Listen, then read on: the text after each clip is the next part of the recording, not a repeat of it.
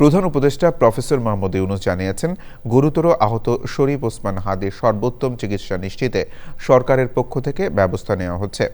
দেশের বর্তমান পরিস্থিতি নিয়ে প্রধান উপদেষ্টার সাথে জরুরি বৈঠক করে বিএনপি, জামায়াত ও এনসিপি নেতারা বলেছেন, হাদির উপর হামলা জুলাই অভ্যুত্থান নস্যাৎ করার ষড়যন্ত্রের অংশ। চকমালি তার রিপোর্ট। শনিবার সকালে রাষ্ট্রীয় অতিথি ভবন যমুনায় ইনকলাব মঞ্চের মুখপাত্র ও ঢাকা ৮ আসনের সম্ভাব্য স্বতন্ত্র প্রার্থী শুক্রবার আততায়ীর গুলিতে গুলিবিদ্ধ ওসমান হাদির পরিবারের সঙ্গে সাক্ষাৎ করেছেন প্রধান উপদেষ্টা প্রফেসর মোহাম্মদ ইউনূস। প্রধান উপদেষ্টা বলেন, সারা দেশ হাদির জন্য দোয়া করছে এবং তার সর্বোত্তম চিকিৎসা নিশ্চিতে সবাই চেষ্টা করছে। শারীরিক অবস্থা বিবেচনায় দেশের বাইরে পাঠানোরও ব্যবস্থা করবে সরকার। দ্রুততম সময়ে অপরাধীদের গ্রেপ্তারে আইনশৃঙ্খলা বাহিনী সক্রিয়ভাবে কাজ করছে বলে জানান প্রধান উপদেষ্টা। এরপর প্রধান উপদেষ্টা বৈঠক করেছেন বিএনপি, জামায়াত ও এনসিপির নেতাদের সঙ্গে। বৈঠকে প্রধান উপদেষ্টা বলেন, ওসমান হাদির উপর হামলা পূর্ব পরিকল্পিত ও গভীর ষড়যন্ত্রের অংশ। এর পিছনে বড় শক্তি কাজ করছে।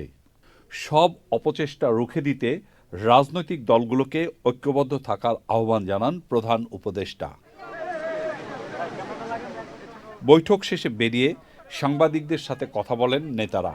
যারা বাংলাদেশে নির্বাচন চায় না, শক্তিশালী বা রাষ্ট্র বিনির্মাণের বিপক্ষে যারা, প্রকৃতপক্ষে গণতন্ত্রের বিরুদ্ধে শক্তি, তাদেরই এই কাজ। পতিত ফ্যাসিবাদকে অবশ্যই আমরা এই বার্তা দিতে চাই, এই জাতীয় কোনো ধরনের হামলা করে বাংলাদেশের গণতান্ত্রিক উত্তরণকে বাধাগ্রস্ত করতে পারবে না, প্রতিহত করতে পারবে না। আওয়ামী লীগ যেই ষড়যন্ত্র ছক আঁকছে নির্বাচনকে ঘিরে, সেটার একটা শুরু বলা যেতে পারে।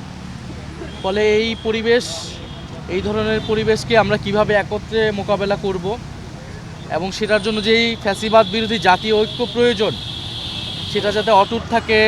তবে বৈঠক নিয়ে কোনো প্রতিক্রিয়া জানায়নি জামায়াতে ইসলামী এবং ওসমান হাদির পরিবার। চকর মালিথা, চ্যানেল আই, ঢাকা।